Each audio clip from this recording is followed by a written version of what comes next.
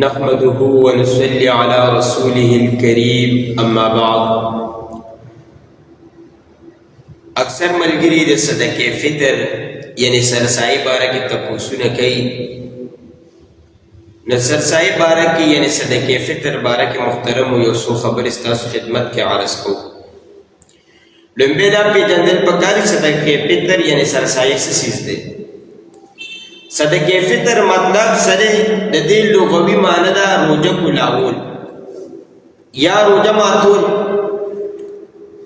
او شرعي اصطلاح کې صدقه فطر هغه صدقې ته ویل کېږي کومه صدقه چې د رمضان المبارک د ختمېدو په خوشحالۍ کې او د الله رب العزت د شکریا ادا کولو په وجه وشي، نو دې ته وایي صدقه فطر. اوس صدقه فطر چې دا د دې د مقررتیا څه وجه ده؟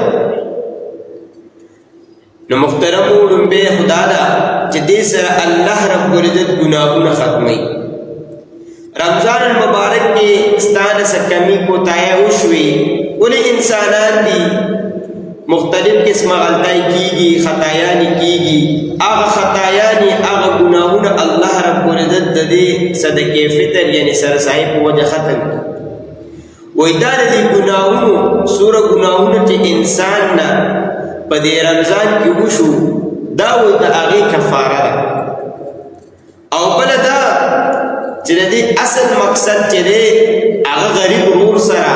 غریب مسلمان سره همدردی ده، دا هغه خیال ساتل پکار دي، هغه سره امداد کول دي. اوس صدقه فطر پچا واجب ده، نو په دې ځان کول پکار دي. لومبه خو هغه کس چې پچا باندې زکات فرض دی، زکات ورکوي، نو دی به صدقه فطر ورکوي. بل د زکات او د صدقه فطر یعنی د سرسایي د دې په مصارفو کې لږ دغه شته. زکات خو خپل شرایط دي، ولیکن صدقه فطر په هغه کس هم شته چا سره چې دوره مالی، دوره د تجارت سامانی، دوره سیوایي سامانی کور کې چې د هغه رقم، د هغه قیمت هغه د زکات نصاب ته رسي، نو که په هغې کال تیر شوی او کنی تیر شوی، که هغه سامان د تجارت وي او کنی وي، خو صدقه فطر پې ګنې واجب ده. صدقه فطر دا ګنې واجب ده. صدقه فطر چې دا چې کله نبی کریم صلی الله علیه وسلم د روژې حکم وکړو الله رب العزت ورته او روژه پره شوه، نو په هغه کال باندې ګنې صدقه فطر هم واجب شوی ده. نبی کریم صلی الله علیه وسلم حکم فرمایو چې صدقه فطر کوئ. اوس د صدقه فطر د ادایګۍ وخت کم یو دی. نو صدقه فطر چې دا واجب کیږي د اختر د ورځې په سحر ټیم داخلېدو باندې، صبح صادق راوخېږي نو دا واجب شي. نو د هغې نه پس د دې ورکول د مونځ نه مخکې پکار دي. علماء کرامو لیکلي دي چې اصل کې خدا غریب سره همدردي ده، د غریب خیال ساتل دي، هغه د اختر په خوشحالو کې ځان سره شاملول دي. نو بهتره دا ده چې دا بنده په رمضان کې ورکړي، د رمضان لومړۍ عشره کې یا منځنۍ کې یا خاص کر اخري عشره کې ورکړه چې غریب کس په ځان له سامان واخلي، سودا واخلي، بچو له کپړې واخلي، نور ضرورتونه چې هغه په برابر کړي. اوس د صدقه فطر مقدار څومره دی؟ نبی کریم صلی الله علیه وسلم به صحابو ته حکم چې په کجورو کې، اوربشو کې او په کشمش یعنی په اوسپو کې په دې کې یو سوا ورکوي، او په اوړو کې یعنی غنمو کې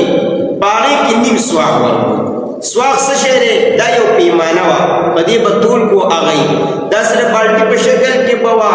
خو دا په هر ځای کې برابر نه وه، څه ځای کې به یو شان وه، څه ځای کې به بل شان وه، خو چې دا لب په راډکه کې نو کم از کم څلور لبې به پکې وي راتلې، دوره پیمانه وه. نو د هغې علماء کرامو حساب لګولی دی چې یو سواغ چې دی هغه تقریبا د 3.5 کیلو جوړېږي، او نیم سواغ چې دی هغه د څه کم 2 کیلو، احتیاطاً 2 کیلو چې دی دا وایي نیم سواغ جوړېږي. نو اوس په دغه مقدار باندې چې کوم حساب شوی دی اوسني وخت سره مفتی مختار الله حقانی سے چې دارالافتا کې د دارالعلوم حقانی ناغی چې اوسنی وخت سره کوم حساب کړی د غنمو په حساب سره چې د هغې د اوړو په حساب سره څوک ورکوي د احتیاطاً 270 روپۍ به کم از کم ورکړي پکار خو ډېره ده چې 300 بنده ورکړي خو احتیاطاً چې د 2 کیلو ورکړي چې 270 روپۍ ورکړي بنده دغه شان خالص اوربشي چې کومې دي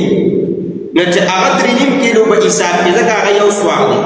نو د هغې د 3.5 کیلو چې دي نو هغه 580 روپۍ جوړېږي دغه شان د کجورو د 3 کیلو د ښو کجورو چې حساب وکړي 3.5 کیلو نو هغه 1925 روپۍ جوړېږي بنده سیوا ورکړي 2000 ورکړي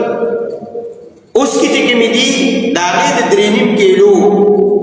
چې حساب وکړي نو 3500 روپۍ جوړېږي په دې کې ټولو نه بهتره چې کومه صدقې فطر ده سرسایه ده هغه په اوربشو ورکول پکار دي بنده ډېر نه ډېر ورکړي ځکه دا کال کې یو ځل دی دې سره الله رب العزت د ستا ګناهونه معاف کوي تا له عمر زیاتوي تا له برکت درکوي نو یې پکار چې بنده زیات نه زیات ورکړي مالدار کس ته پکار دي چې هغه په اوسکو سره ورکړي نو اوسکو سره 3500 راځي خو اوسکو سره نشي کولی کجورو سره وکړه کجورو سره پاس 1900 راځي 2000 ورکړه او چې چاله الله وس ورکړی دی دغه نشي کولی په کجورو نو بیا په اوربشو وکړه 580 روپۍ راځي 600 ورکړه او چې کم نارمل طبقې والا خلک دي برابر او ډېره نشي ورکولی وس داسې ني نو هغوی دې بیا د غنمو په اوړو سره ورکړي کم از کم 270 یا 300 روپۍ ورکول پکار دي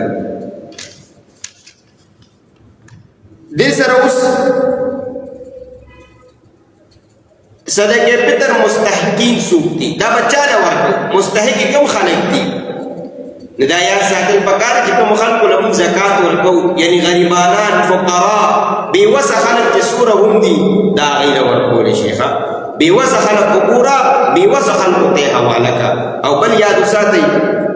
نن سبا حالات خراب دي مهنګایي ده پریشانی ده الله رب العزت دې د ملک په حال رحم وفرمایي نن سبا زموږ علماء کرام هم اکثر زیات ابر راته استاد وي یره وي په ما باندې څه حادثه راغلې وه نو 2.5 لک روپۍ قرضدار یم نو علماء کرام هم د دې ګرانۍ نه پریشانه دي د هغوی حالاتو ته وګورو هغوی سره پکې مې امدادونه وکړو د خپل جوماتونو امامانو سره خاص کر د هغوی خیال وساتو د علماو خیال وساتو د طلباو خیال وساتو او دغه شان د غربا او د مساکینو خیال وساتو اوس د دې یو څو عام مسایل دي چې صدقې فطر دا د یو ځای نه بل ځای ته وړی شي او که نه یعنې د یو کلي نه بل کلي ته وړی شي او که نه نو اول خو دا که چرې دلته مستحق دي تا سره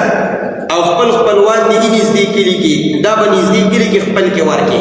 بل کلي ته وړل د دې مکروه دي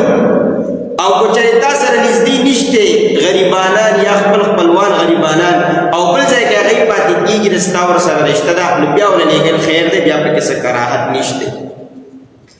دغه شان د ډېرو کسانو صدقې فطر یو کس را جمع کړي ډېرې روپۍ دې جمع شي یو کس دې حواله کړي نو هم جایز ده او که د ډېرو هغه په لږو لږو تقسیم کړي په یو څو کسانو نو هم صحیح ده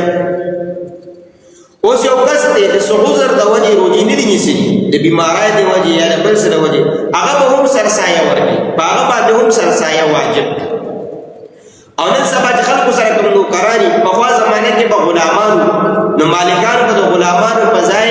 سرسایه ورکوله اوسني وخت کې خو غلامان نشته دا خو نوکران دي په تنخواه ته ساتي نو نوکر به خپله سرسایه په خپله ورکوي هغه په مالک نشته دغه شان محترمو نن سبا ډېر حالات خراب دي چې د غریبو خلکو ډېر خیال وساتو څه صدقې ورکو صدقې فطر وکړو دغه شان عامو ډېر د صدقو کوشش وکړو ځکه حالات خراب دي غریب خلک پریشانه دي ډوډۍ پسې خلک حیران دي کپړې پسې خلک حیران دي چې د غریبو خلکو ملاتړ جوړ شو د رمضان مبارک اصل مقصد چې دی هغه موږ سره احساس پیدا کول دي د غریبو